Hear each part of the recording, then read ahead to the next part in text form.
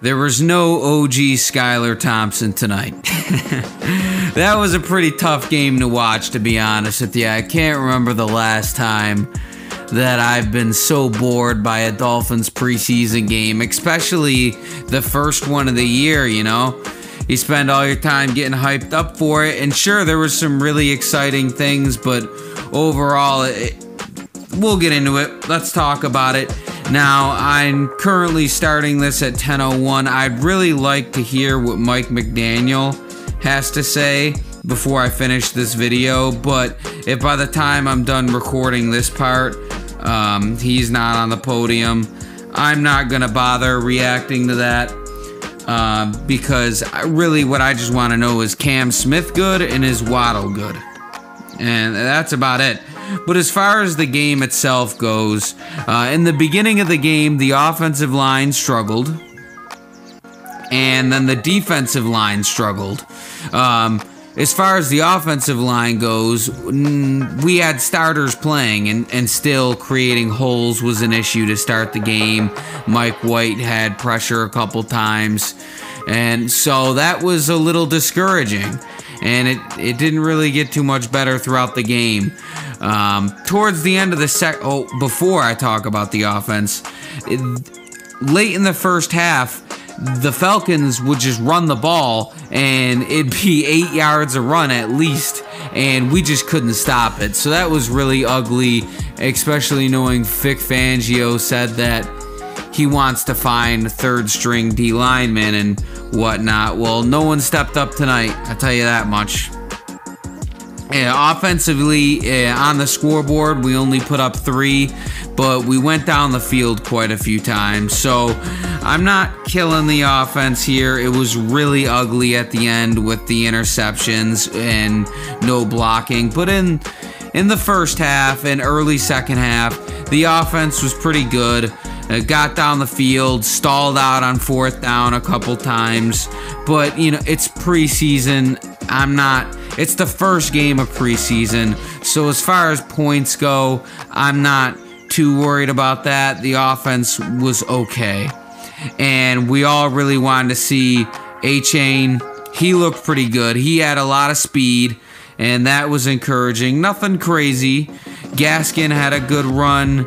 And Brooks, the other running back, looked good as well. He looked big and physical. So all the running backs looked good.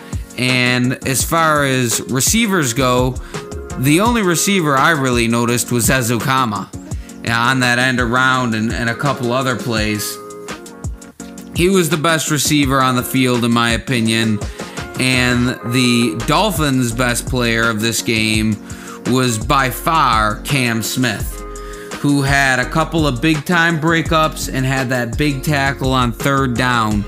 Unfortunately, of course, whenever a Dolphin player starts making good plays, you gotta have the inaugural injury. It's almost like you can't be part of the gang until you take an injury as soon as you start ascending, as far as Dolphins players go. And he did get up and he did play the 4th down, but he ended up going to the locker room, so really hoping he's good, man, because he looked good tonight. And the last thing I wanted to, well, 2 more things I want to touch on. All right, one important, one funny.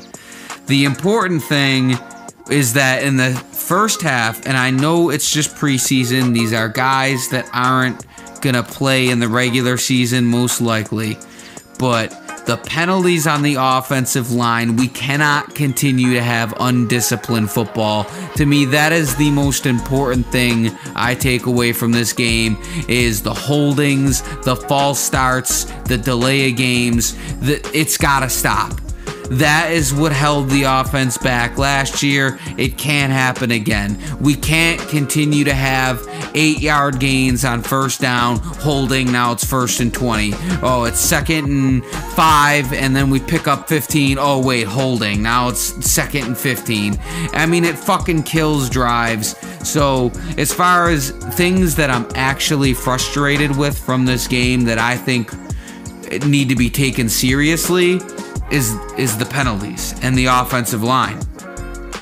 Because you know, there was the punt return touchdown, but how many of those guys are really going to play? I mean, a lot of the shit is just going to go into Forgottenville when the regular season starts. No one's going to remember this game, but I'm going to remember these penalties because it can't be indicative of what happens in the regular season. This team needs to play disciplined football, and the one thing I think they failed at under Mike McDaniel is playing disciplined.